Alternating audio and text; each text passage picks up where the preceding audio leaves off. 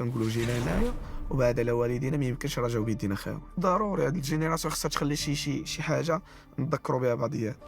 بصراحه كانت واحد المباراه اللي دخلكم فيها الشك شويه وبان لكم بانها صعيبه، قلتوا ربما صافي وقيلا هنا غنحبسوا. كنقول غنعطي كلشي يعني راسي غنخشيه في التيران غنخشيه، ما عنديش مشكل. لكن تريسكي على قبل البلاد نريسكي مرحبا.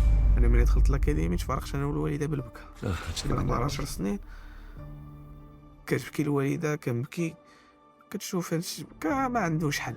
يعني خصك تلعب في الاكاديمي تفورمي راسك باش تفرح. كتدخل تيران صافي كدير اي حاجه، واكثرين كتسمع والديك كيتفرجوا والشعب المغربي كيتفرج. كبر متفائلين، ما كانش يظن بان المنتخب المغربي غادي يدوز هو الاول في ذاك المجموعه. ريحت في البونجوج كتجيك واحد الهستيريا، خصك تنوض دوي مع الدراري تشرح عليهم، وملي خرج ب5 دقائق كانت ماركه البيت. بالتالي كتقول ما يمكنش. بزاف الناس اللي عارف الامكان يدير قالوا لي للاسف حسام الصادق لولا الاصابات كنا نشوفوا اداء افضل. يعني الوداد والرجاء في مده ديال عام كان جاني العرض كان فيه فقره